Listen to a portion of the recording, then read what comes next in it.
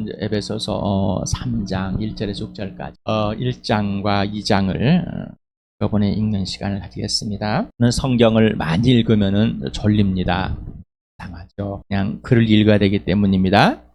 그러나 글을 읽는 것이 아니라 하나님 아버지께서 주의 영으로, 주의 영이 성령님께서 나에게 알려주는 것, 곧 하나님 아버지와 아들 예수 그리스도를 소개해주는, 그렇기 때문에 예수님과의 대화, 하나님과에 대한 주의 음성을 듣는 시간으로 받아들이기 바랍니다.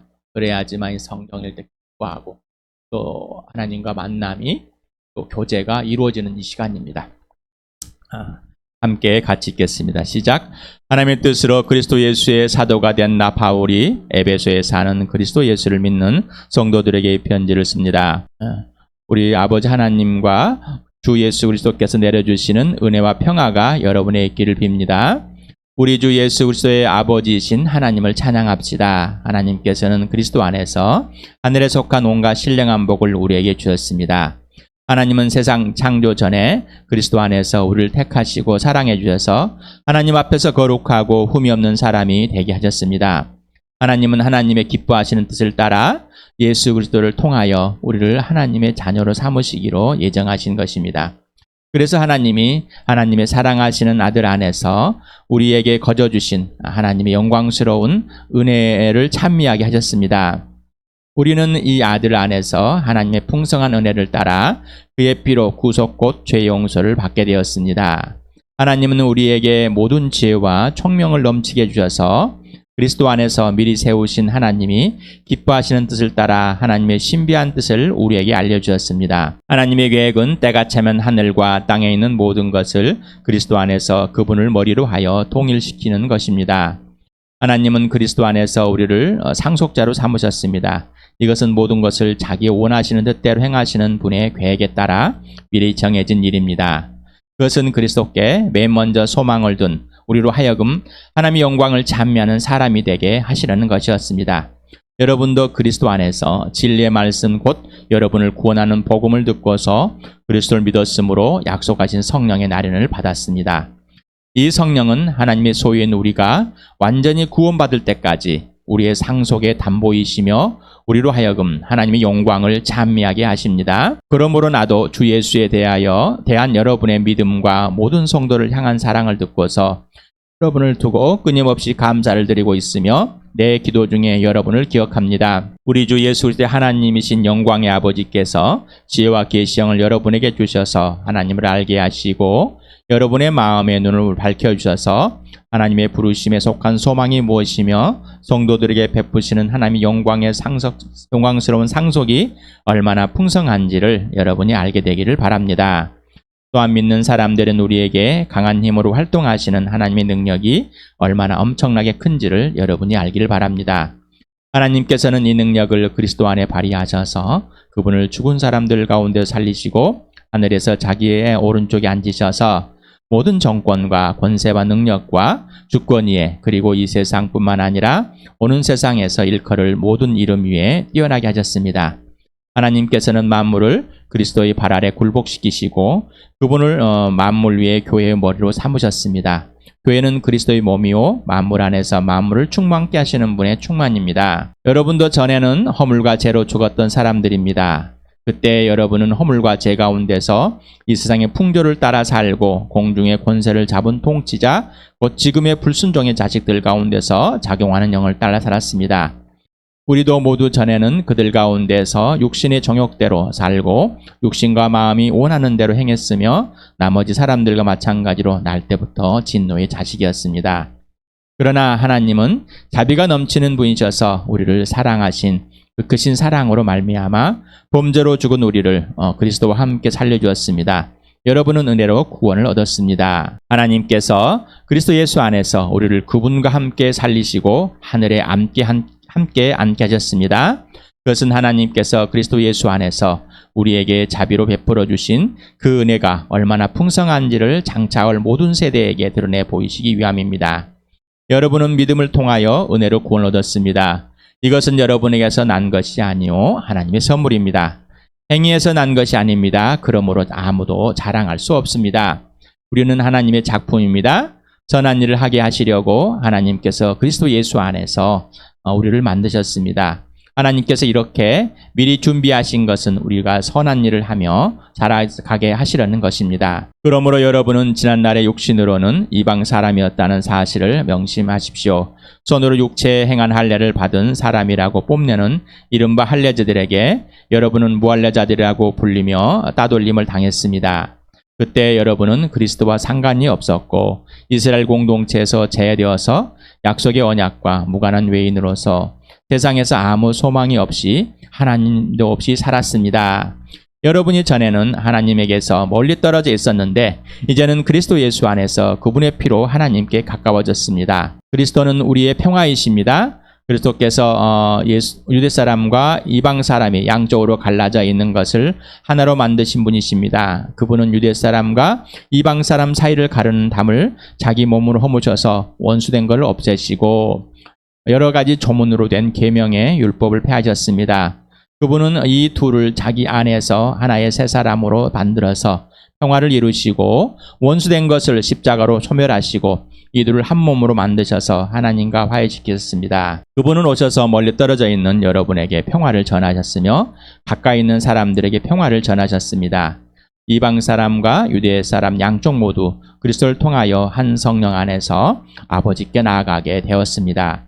그러므로 이제부터 여러분은 외국 사람이나 나그네가 아니요 성도들과 함께 시민이며 하나님의 가족입니다. 여러분은 사도들과 연자들이 놓은 기초 위에 세워진 건물이며 그리스도 예수가 그 모퉁이 뜰이 되십니다. 그리스도 안에서 건물 전체가 서로 연결되어서 주님 안에서 살아서 성전이 됩니다. 그리스도 안에서 여러분도 함께 세워져 하나님이 성령으로 거하실 처소가 됩니다. 이제 오늘 할 3장 1절에서부터 6절까지를 같이 읽겠습니다. 시작. 그러므로 이방 사람 여러분을 위하여 그리스도 예수의 일로 갇힌 몸이 된 나 바울이 말합니다. 하나님께서 여러분을 위하여 일하도록 나에게 이 직분을 은혜로 주셨다는 것을 여러분은 이미 들었을 압니다. 하나님께서는 나에게 그 비밀을 계시로 알려주셨습니다. 그것은 내가 이미 간략하게 적은 바와 같습니다. 여러분이 그것을 읽어보면 내가 그리스도의 비밀을 어떻게 이해하고 있는지를 알게 될 것입니다. 지나간 다른 세대에서는 하나님께서 그 비밀을 사람의 아들들에게 알려주지 아니하셨는데 지금은 그분의 거룩한 사도들과 예언자들에게 성령으로 계시하여 주었습니다. 그 비밀의 내용인즉 이방 사람들이 복음을 통하여 그리스도 예수 안에서 유대 사람들과 공동 상속자가 되고 함께 한 몸이 되고 약속을 함께 가지는 자가 되는 것입니다. 우리는 성경을 아까 시작하면서도 성경을 읽게 되면은 좋다고 그랬죠. 자게 된다고. 이유가 있습니다. 기도했습니다. 지혜와 계시형을 부어달라고. 하나님의 영이 우리를 구원하시고 그 영이 우리를 거듭나게 했습니다.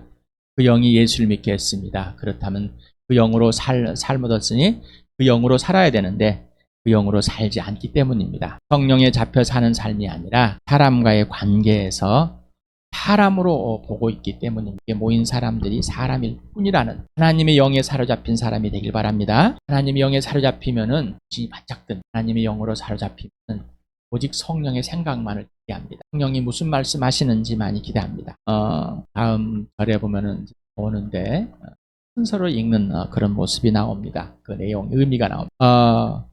이 에베소 교회에 바울이 편지를 썼을 때 어디에 썼는지 정확히는 알 수 없습니다. 파피루스라는 그에 썼는지 아니면 가죽에 썼는지 정확히 알 수 없습니다. 얼마나 부피 양이 되는지도 알 수가 없습니다. 자, 그것을 공동체 이걸 다 대표가 나와서 읽어줍니다. 그러면 또 따라서 읽습니다. 또 읽어주고 따라서 읽습니다. 그 전체를. 그래서 또 이걸 읽는데 또 여러 가지 구약을 가지고 해석을 해줍니다. 성경의 지도자들이, 성경을 가르치는 자들이. 자, 그러면 듣습니다. 자, 같이 함께 합니다. 글을 모르는 자도 따라서 읽습니다. 소리내어서 읽습니다. 큰 소리로 읽습니다. 그러므로 성령께서 그 의미들을 다 알려주십니다. 그런데 지금의 교회들은 이 설교라는 것을 듣고 해석이라는 듣고 거기에 집중합니다. 이 성경이라는 이 하나님이란 존재에 예수라는 존재에 성령이라는 존재에 집중한 것보다는 누구의 목사가 어떤 목사가 어떻게 설교를 하고 영감을 준 갖고 내 마음을 감동시킨 것에 거기에 초점을 둡니다. 그러니 나와의 관계, 나를 구원하신 성령님에 의해서는 전혀 가르침을 받지 않으려고 합니다. 이미 벗어났다고 그랬죠. 죄는 이미 벗어나 버린 거다. 바로 그게 죄된 옛사람의 모습입니다. 허물과 죄로 죽었다는 옛사람의 모습. 하나님을 마음에 두기 싫어서 하나님을 떠나서 마귀의 자식, 불순종의 자식들의 작용하는 영을 따라 사는 그 삶이 여전히 있다는 겁니다. 여전히 자기가 주인 되어지고 자기 중심의 삶, 내가라는 주어가 있는 삶, 그런 삶을 살기 때문입니다. 그래서 에베소의 편지를 쓴 겁니다. 지금의 우리보다 훨씬 복음으로 살고 있던 사람들입니다. 왜 이 편지를 썼을까? 이 편지를 받고 있는 그 에베소 교회의 성도들은 어떤 모습이었을까? 바울은 왜 이 편지를 써야만 했을까? 성령은 바울을 통해서 에베소 교회에 이 편지를 왜 쓰게 하셨을까? 이런 질문을 계속 해보라고 그러죠. 그러면 나는 이 편지를 지금 왜 성령께서 이 편지를 나에게 지금 알려주시고 계실까? 고민해 보시기 바랍니다. 이방 사람 여러분을 위하여 그리스도 예수 일로 갇힌 몸이 됐습니다. 쳐 있다. 에베소 교회 지체들은 이방인입니다. 2장에서 여러분에게 말씀을 드렸죠.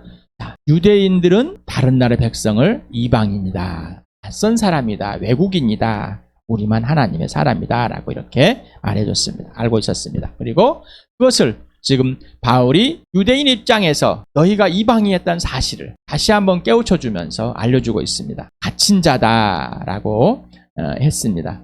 사도행전 28장 20절에 이런 까닭으로 나는 여러분 유대인 지도자들을 뵙고 말씀드리려고 여러분을 오시라고 청한 것입니다. 내가 이렇게 쇠사슬에 매어 있는 것은 이스라엘의 소망 때문입니다. 라고. 사도행전은 28장에 마무리가 됩니다. 이제 마지막에 이제 로마에 가서 유대인 거기 지도자들을 먼저 부릅니다. 그런데 가서 어디에 있냐면은 가택연금을 당합니다.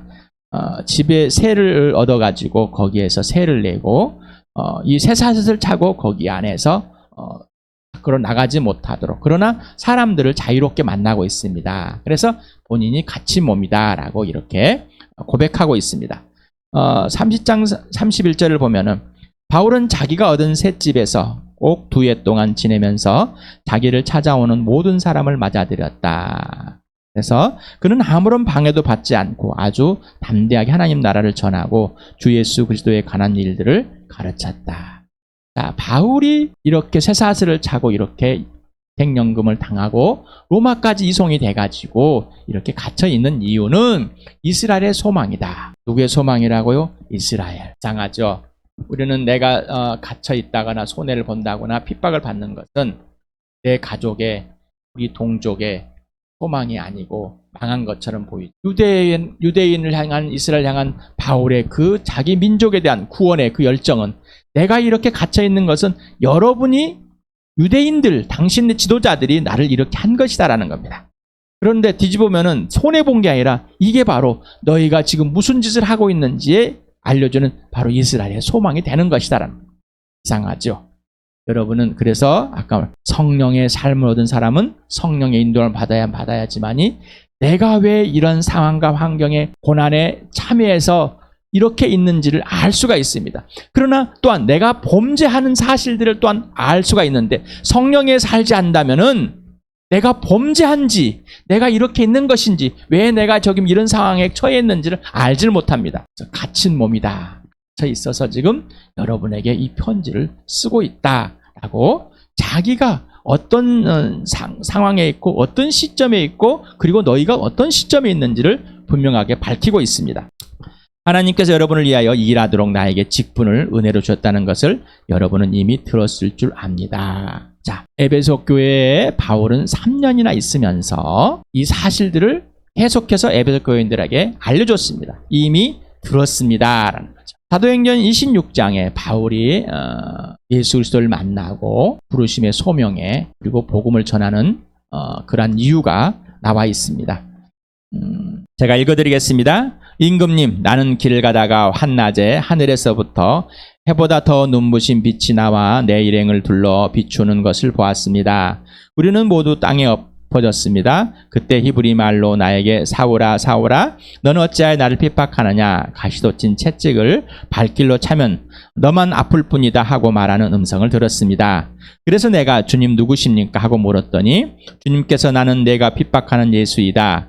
자 일어나서 발을 딛고 서라. 내가 내게 나타난 목적은 너를 일꾼으로 삼아서 내가 나를 본 것과 내가 가장 장차 내게 보여줄 일의 증인이 되게 하려는 것이다.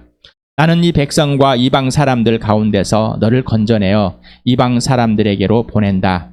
이것은 그들의 눈을 열어서 그들이 어둠에서 빛으로 돌아서고 사단의 세력에서 하나님께로 돌아오게 하며 또 그들이 죄사함을 받아서 나에 대한 믿음으로 거룩하게 된 사람들 가운데 들게 하려는 것이다 하고 말씀하셨습니다. 그러므로 아그리빠 임금님, 나는 하늘로부터 받은 환상을 거역하지 않고 먼저 다마스쿠스와 예루살렘에 있는 사람들에게, 다음으로 온 유대 지방 사람들에게 나아가서는 이방 사람들에게 회개하고 하나님께 돌아와서 회개에 합당한 일을 하라고 전하였습니다. 이런 일 때문에 유대 사람이 성전에서 나를 붙잡아서 죽이려고 하였습니다. 그러나 내가 이날까지 하나님의 도우심을 받아서 낮은 사람에게나 높은 사람에게나 이렇게 서서 증언하고 있는데, 예언자들과 모세가 장차 그렇게 되리라고 한 것밖에는 말한 것이 없습니다. 그것은 곧 그리스도는 고난을 당하셔야 한다는 것과 그는 죽은 사람들 가운데서 가장 먼저 부활하신 분이 되셔서 이스라엘 백성과 이방 사람들에게 빛을 선포하려는 것입니다. 그러므로 여러분은 10장에 봅니다. 사도행전 이번에는 그러므로 여러분은 에베소 교회의 장로들은 깨어있어서 내가 3년 동안 밤낮 쉬지 않고 각 사람을 눈물로 훈계하던 것을 기억하십시오. 그래서 에베소 교회에서 3년 동안 있다는 것을 이제 예루살렘으로 가면서 이 장로들을 불러서 권면하는 그런 가운데 고백되어진 겁니다. 3년 동안이나 밤낮을 가르지 않고 쉬지 않고 계속해서 가르쳤던 그 내용을 꼭 기억하라, 상기시켜라, 계속해서 대세찜질해라 라는 겁니다. 바울이 이방인의 유대 사람들이 아니라 다른 나라 사람들에게 복음을 전하게 되면 내가 선택한, 바울 자신이 선택한 것이 아니라 예수 그리스도를 만나게 되었고 예수 그리스도가 직접 나에게 명령하셨기 때문에 나는 그 복음을 들고 예루살렘과 유대와 사마리 땅끝까지 가는 그 복음에 동참하는 자가 되었다라는 것입니다. 성령으로 삶을 얻었으니 성령의 인도함을 받아서 성령으로 살아가는 것이 당연하다는 것을 고백해서, 그래서 여러분들에게 이 직분을 맡아서 이방인에게 복음을 전하는 직분을 맡아 하나님께 주셔서 여러분에게 전했습니다. 이방인인 여러분, 에베소 교회 사람들, 날 통해서 이 복음을 듣고 여러분이 구원을 얻어서 하나님의 자녀가 되고 교회가 되었습니다. 이 교회는 유대인과 하나가 되는, 유대인이 받은 은혜를 여러분도 동일하게 받은 사실입니다라고 말합니다.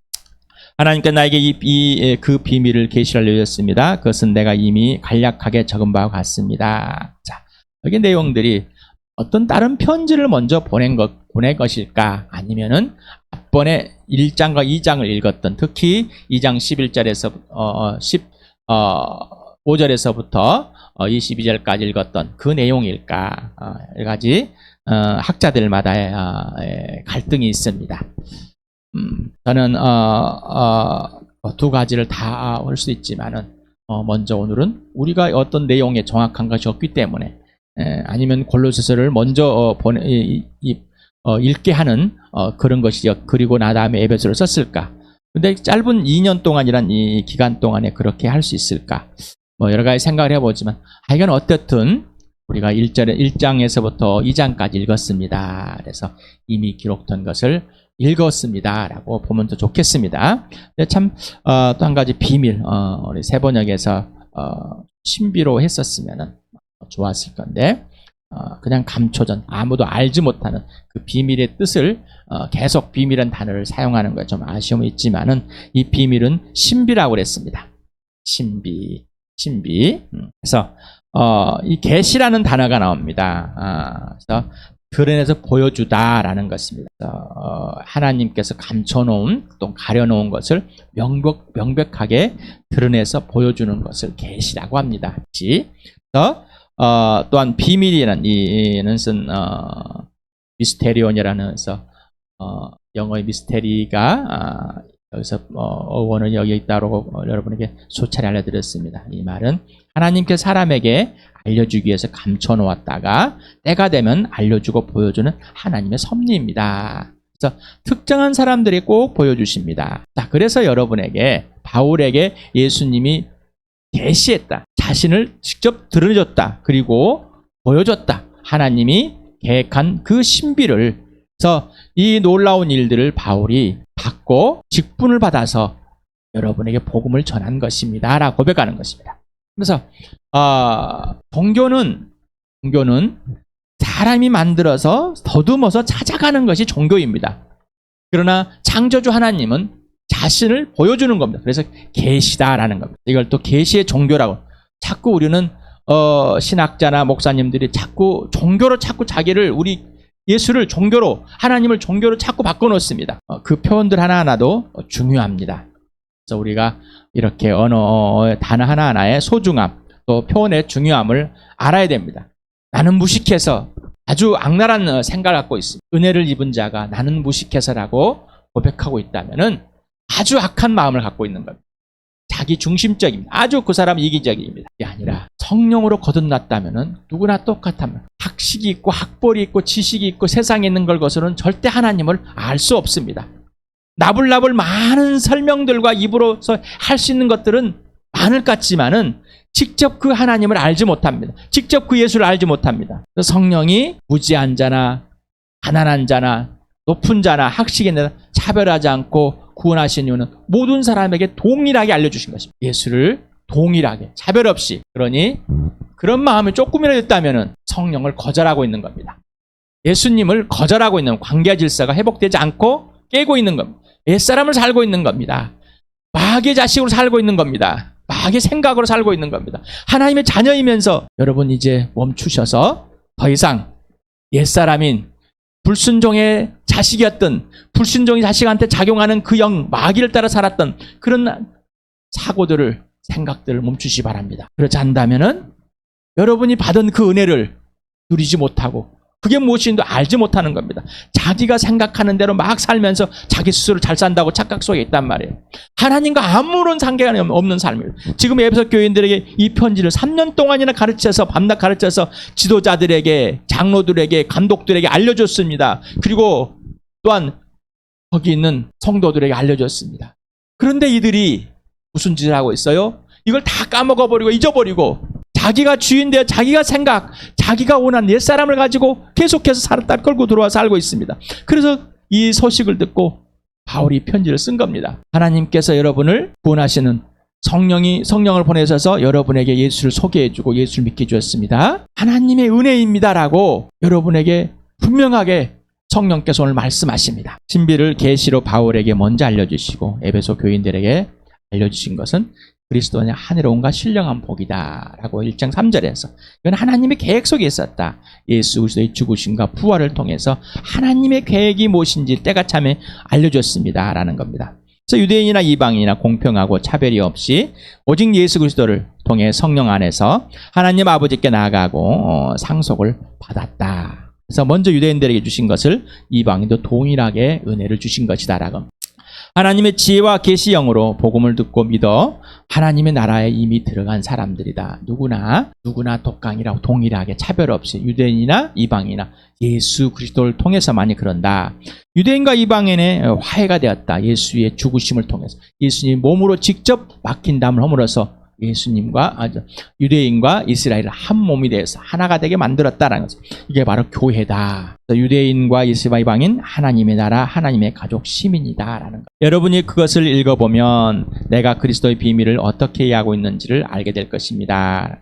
읽다라는 것, 읽다 바로 아노시스코라는 데 다시라는 아나하고 다시시가 아니라 다시입니다. 알다라는 것에서 기노스코라는 이 단어 합성어입니다. 그래서 확실하게 알다, 다시 알아보다, 큰 소리로 읽다라는 이 문자적인 의미를 갖고 있습니다.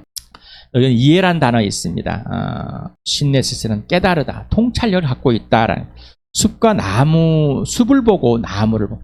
우리는 숲만 본 사람이 있고 나무 본 사람인데 숲도 보고 나무 하나도 보듯이 전체적인 내용과 또 그 의미, 구체적으로 의미를 정확하게 이해하고 포착함을 의미하는 것을 갖고 있습니다. 그래서 또 여기는 알다가 있습니다. 알다. 문자적으로는 후에 알아차리다라는 뜻은 회개하다, 마음을 고치다, 뉘우치다라는 것입니다. 그래서 요걸 다시 한번 이 내용을 문자적으로 의미를 가지고서 다시 한번 사절을 써보면은 꼼꼼하게 생각하며 다시 읽어보면은 공동체에서 큰 소리를 읽어보면 바울이 그리스도의 신비를 어떻게 사력 있게 이해하고 있는지를 스스로 후에 알 수 있게 될 것입니다. 읽고 듣고 난 후에 알게 된다는 것입니다.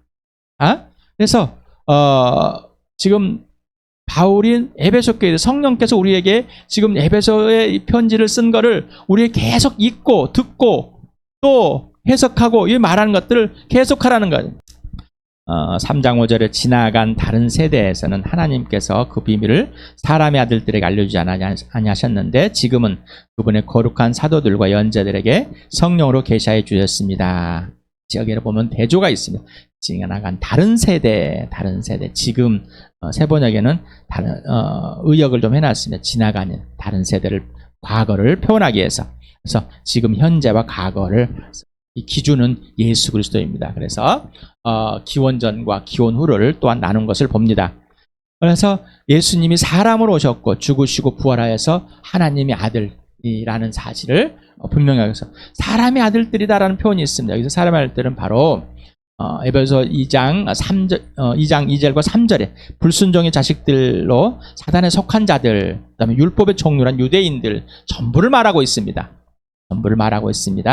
이들에게 알려주지 않았습니다라는. 그런데 이제는 예언자들과 선지자를 통해서 알려주셨다. 그래서 2장에서도 이 마지막으로 보면 예언자들과 선지자들이 교회의 기초가 되었다. 예수님이 오퉁이 뜰이 되었다. 이래서 이렇게 표현합니다.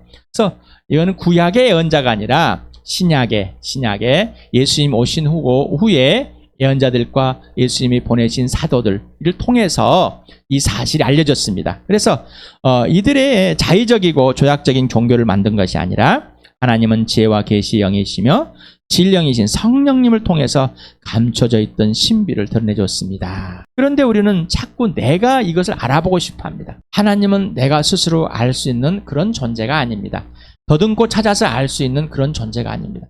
더듬고 찾기만 하면 가까이 있는 하나님이지만은 하나님께서 자신을 드러내주지 않으면 알 수 없습니다. 예수를 보고도 믿을 수가 없습니다. 부활체를 보고도 믿을 수가 없습니다. 그게 하나님의 계시입니다. 알려줄 자에게만 알려준다고. 그래서 선택받은 자에게만 구원이 있다는 사실이, 하나님은 긍휼히 여길 자는 긍휼히 여겨주신다. 왜 그랬을까? 그거는 우리가 하나님의 섭리를 다 알 수 없지만 내가 예수를 믿는 상황에서 그 사실을 압니다. 믿고 있는 사람만 압니다.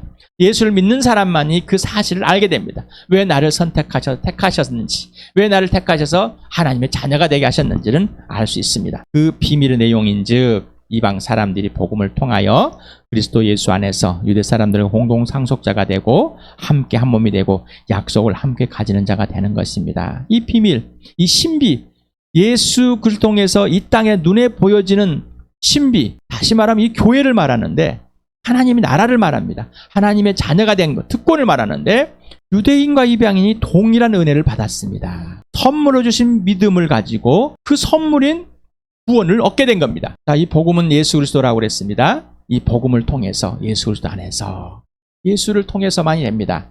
공동 상속자가 되었고 함께 한 몸이 되었고 약속을 함께 가진 자가 되었다.